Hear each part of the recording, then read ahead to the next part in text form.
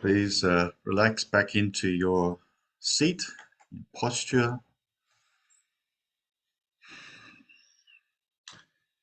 Coming home to the body. Just becoming aware if there's any areas of tension anywhere. Relaxing the shoulders.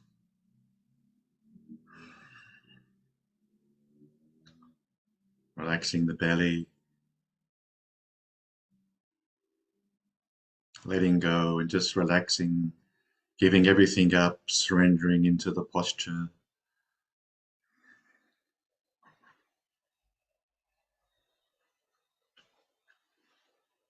Allowing the breath to breathe freely.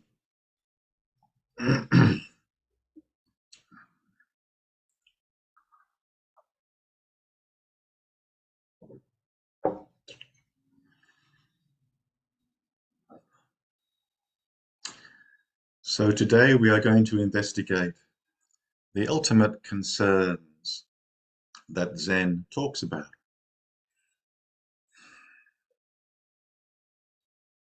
Be open to how life is calling you in this very moment, calling you to awake to your essential nature, who you truly are, calling you to realize your heartfelt mission in life, whatever that might be.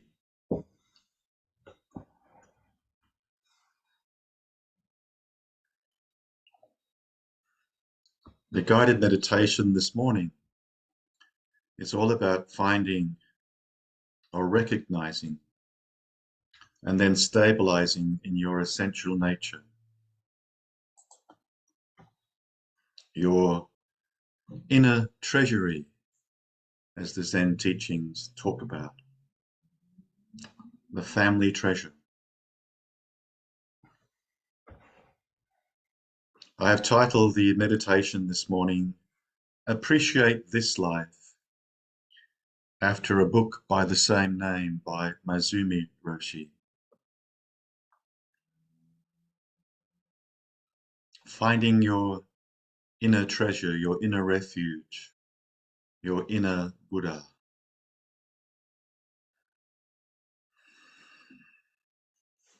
To which you can return at any time during the day or when life feels overwhelming, which is always present and available.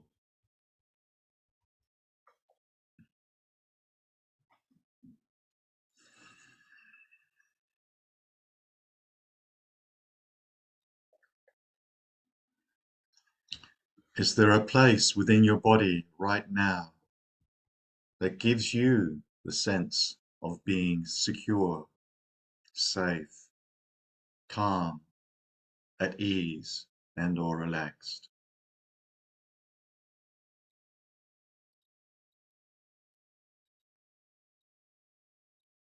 Where and how do you experience this?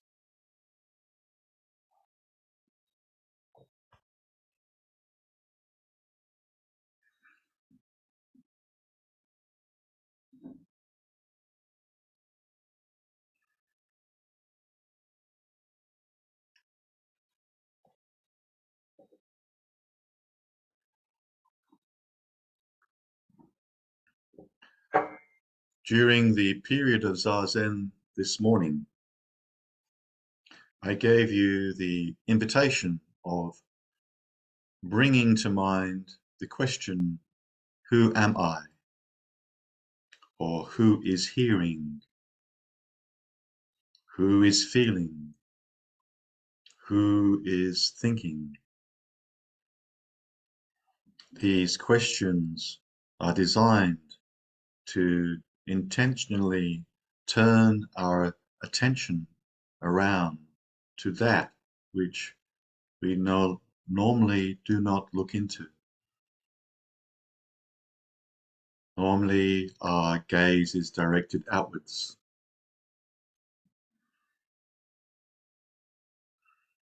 These questions are designed to wipe your slate clean of any attachment to impermanent phenomena,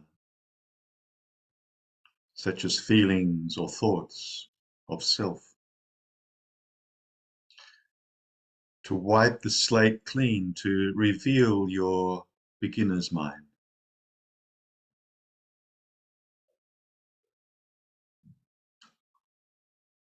Your beginner's mind within which possibilities are unlimited.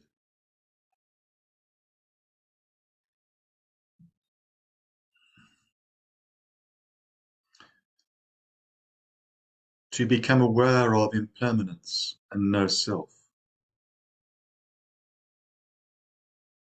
helps us to discover our Buddha nature. When we see this clearly, we recognize there is nothing to cling to, revealing peace itself. This peace is always here now.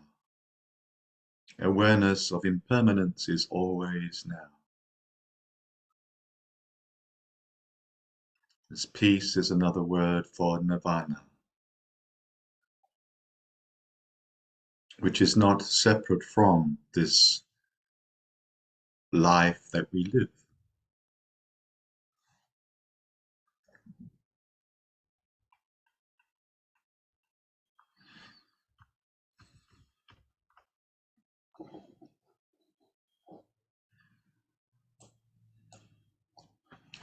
These questions are in fact variations on the primary breakthrough koan, mu, designed as a form of inquiry, because we can't find the one who is hearing, or the one who is feeling, or the one who is thinking. Hence, these questions take us way out of our thinking mind and render us silent before the great mystery. This is because our essential nature, our Buddha nature, is not objective. It is not a thing. It is not something that can be perceived. We can't observe or witness who we truly are. In the same way, we can observe a thought or feel a feeling.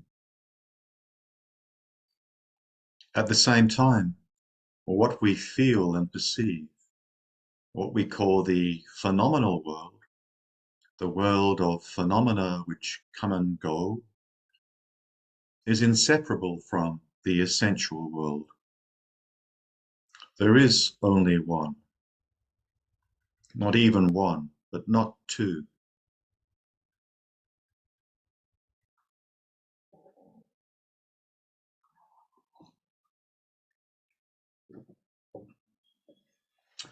Let me read out a quote from the epilogue to the modern Zen classic Beginner's Mind, Zen Mind, Beginner's Mind, a compilation of Dharma talks given by Suzuki Roshi. The book was published in 1970, 53 years ago. If you don't have a copy of Suzuki Roshi's book, Zen Mind, Beginner's Mind, I highly recommend you buy it, or I can send it to you as a PDF copy. So here is the quote.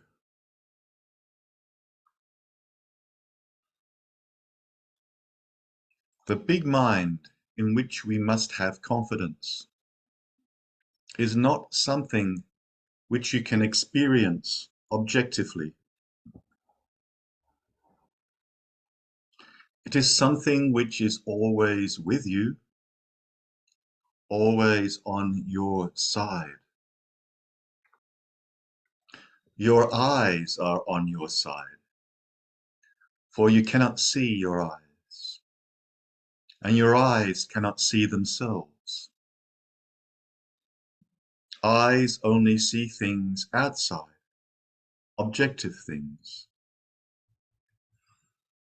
If you reflect on yourself, that self is not your true self anymore. You cannot project yourself as some objective thing to think about. The mind which is always on your side is not just your mind, it is universal mind, always the same, not different from another's mind. It is Zen mind. It is big, big mind. This mind is whatever you see. Your true mind is always with whatever you see. Although you do not know your own mind, it is there. At the very moment you see something, it is there. This is very interesting. Your mind is always with the things you observe. So you see, this mind is at the same time everything. End of quote.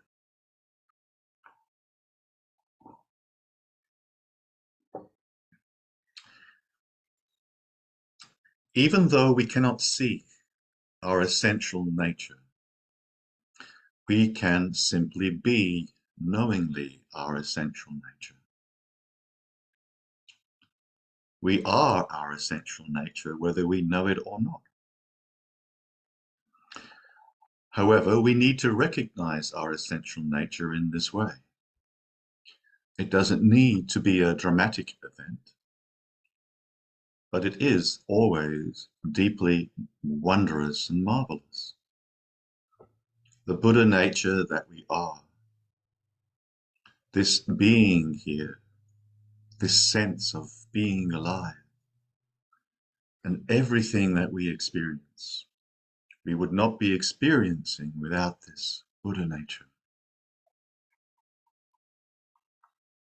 Contemplating who is hearing takes us to this glorious revelation. It is an invitation to let go of identification with yourself as a small mind, your ego mind, the small mind road, that which can be noticed, and, as Dogen says, take the backward step and become one with your Buddha nature, that which can never be lost or gained,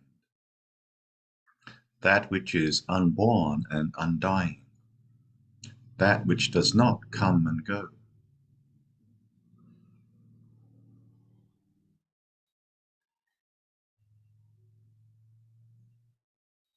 This big mind is also loving, wise, and compassionate. So big mind is also big heart, which is an open heart without judgment.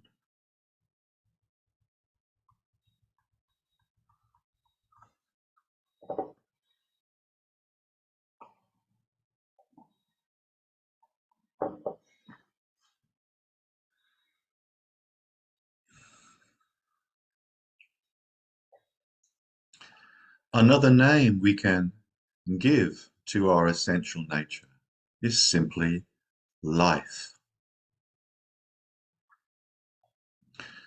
Another important teacher in our lineage, Maezumi Roshi. He is my great-grandfather in the Dharma, Joko Beck's teacher. Here is a quote from his classic book called Appreciate Your Life.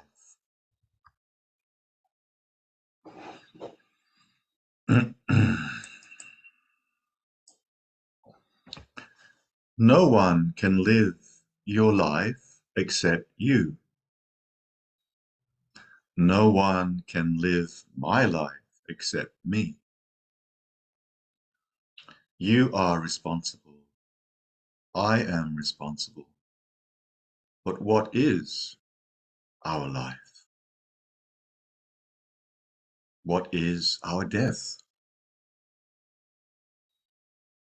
In Soto Zen, we have the expression, quote, from Dogen, the treasury of the true Dharma eye and subtle mind of Nirvana. This expression comes from a famous koan, which relates the transmission of the Dharma from our original teacher, Shakyamuni Buddha, to his successor, Maha Kashyapa. In the story, Shakyamuni Buddha held up a flower and smiled. Maha Kashyapa smiled, and Shakyamuni Buddha said, I have the treasury of the true Dharma eye and subtle mind of Nirvana, and I transmit it to Maha Kashyapa. What is this treasury of the true Dharma eye and subtle mind of Nirvana that Shakyamuni Buddha transmitted? All the Buddhist teachings deal with this most precious treasure. What is it? It is your life. It is my life. Another way of asking the question is, who am I? What is this? These inquiries are the fundamental, most important koans. Like all koans, we must answer them out of our own life. We must live them. What is our life? And knowing what it is, how are we living it?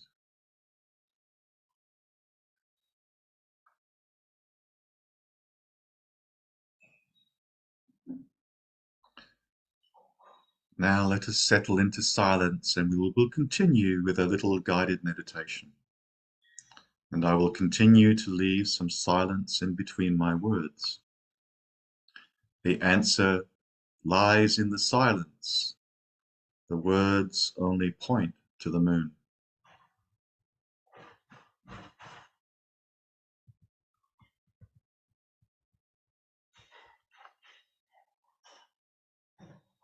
Wonderful words. Appreciate your life. It is the greatest and most wonderful mystery.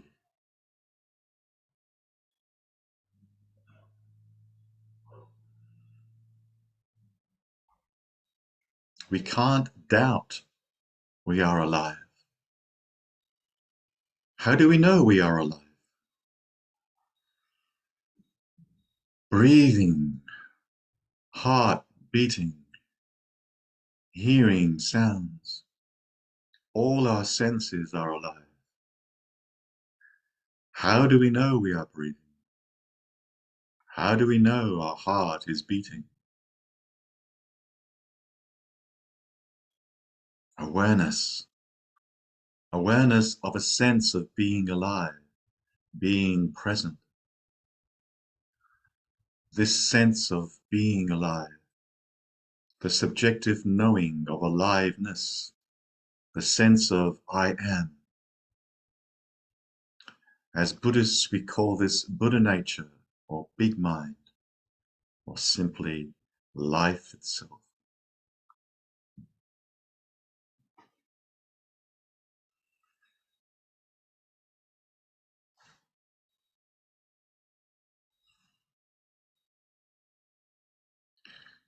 Can you remember a time when the sense of being alive was not present?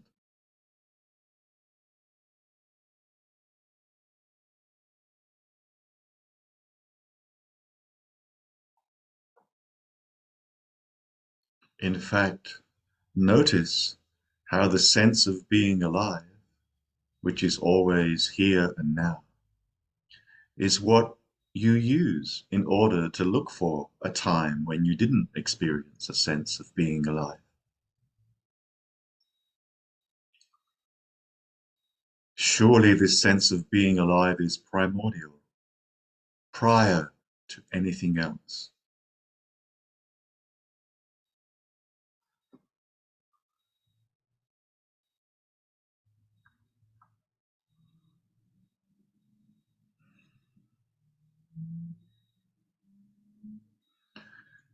I remember when I was in late adolescence, experimenting with LSD with high school friends. Dawn, heralded by the roosters, felt like the morning of the first day. It is always the morning of the first day, the first moment. This moment is always new, always the morning of the first day.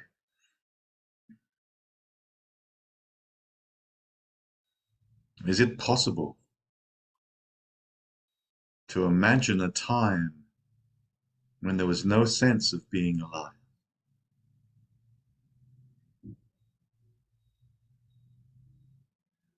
Is it also possible that the sense of being alive is prior to time? Before we can talk about the past and the future, there needs to be a here and now, right? Just noticing this sense of being alive here and now. Does it have any beginnings or endings, or is it constant and continuous?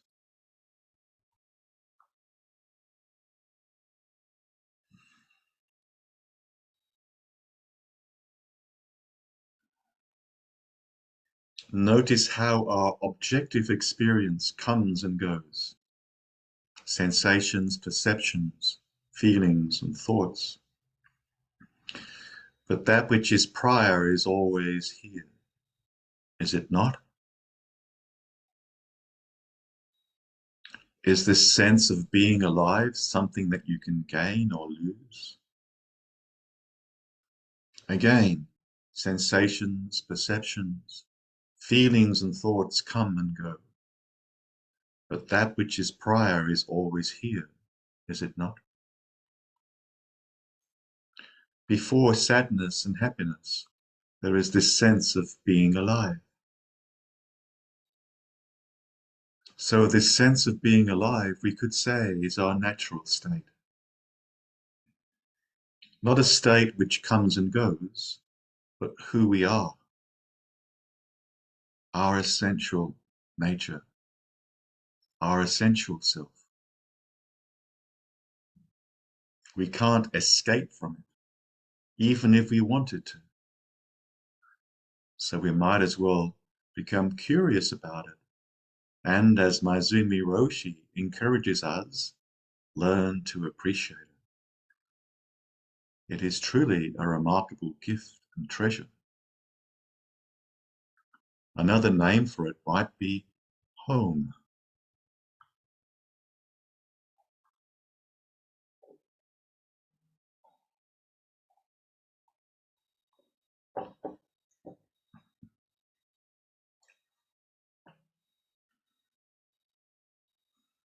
When we ask the question, who is hearing or who is feeling, where do we go to answer that question? Your thoughts can't go there. The only honest answer really is, I don't know. But still, rest in this don't know mind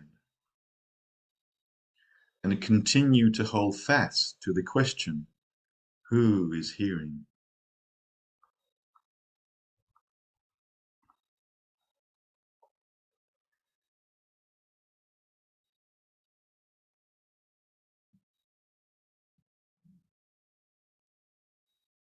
Who is hearing is closer than your most closest dear companion.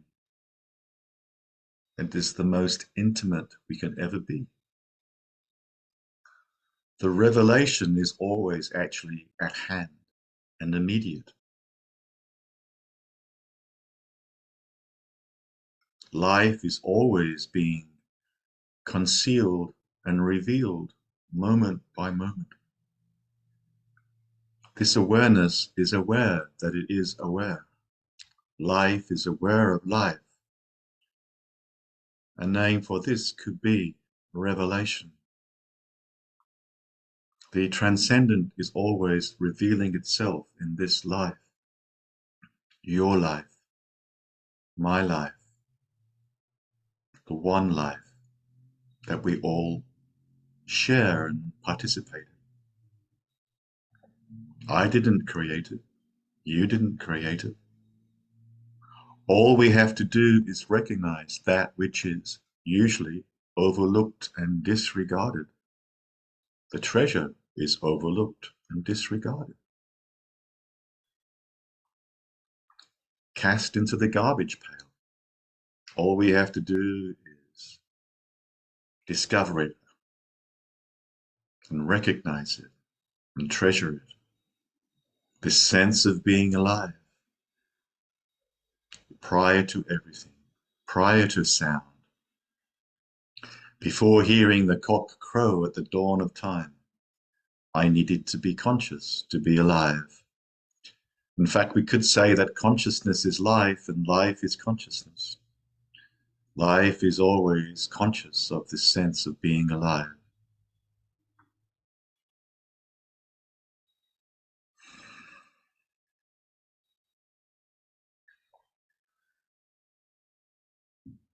Now, closing your eyes, can you find any boundary to this sense of being alive?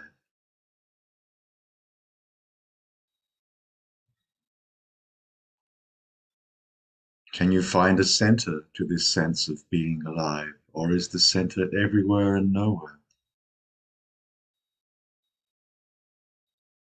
Keeping your eyes closed, can you locate an outside as distinct from an inside? For example, we normally think of our thoughts and feelings as residing on the inside and sounds residing on the outside. Go to your direct experience. Bracket out your thoughts. Is there really an outside, or is the sound you are experiencing appearing in the same field of awareness that your feelings are appearing in?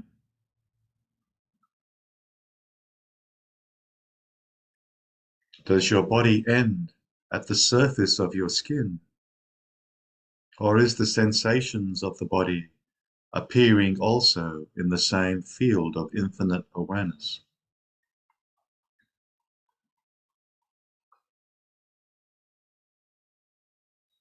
This is the truth of this moment as experienced within this luminous field of awareness.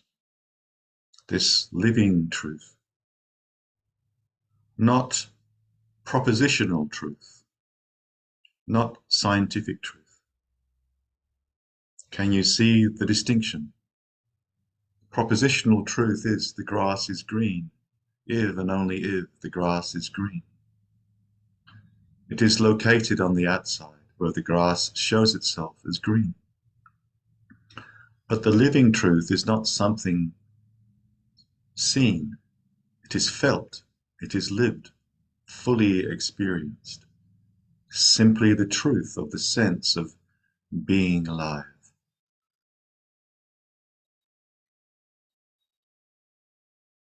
And who is it that is alive? What is life?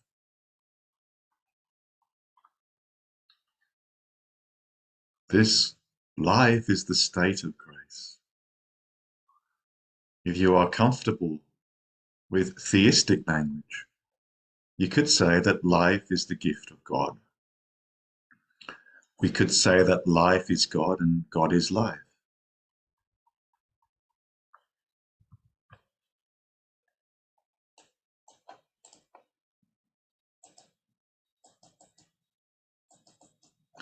Joko Beck calls this awareness of being alive simple mind.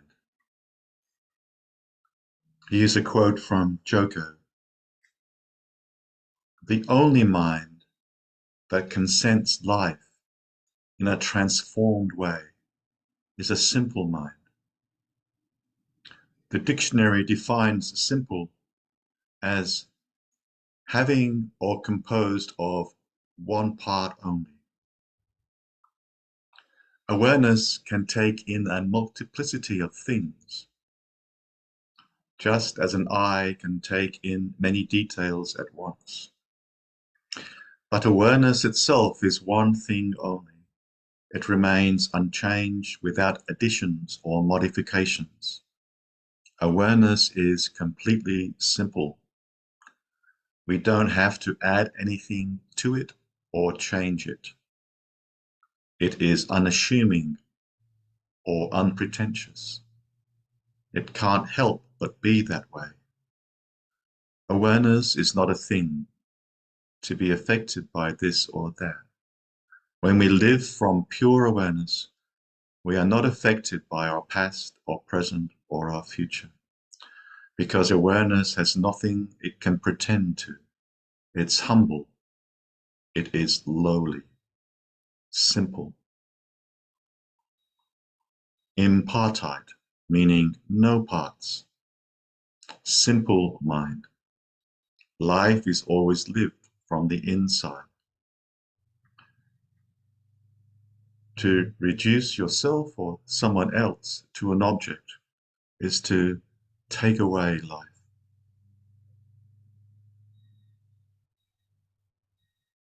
So we've established that this sense of being alive is prior to space and time. Words we might use to describe this are the eternal now, infinite and ever present wherever we go. There it is. Is there anything else that you know or are aware of that you can describe as eternally now, ever present and infinite? Who are you really?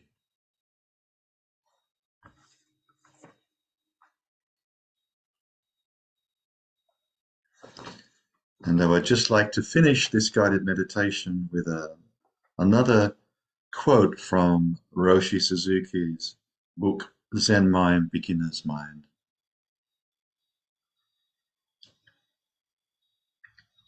It's a description of the mind of Zen, or beginner's mind, or Buddha mind.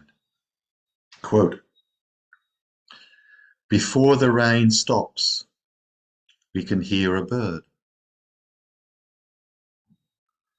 Even under the heavy snow, we see snowdrops and some new growth.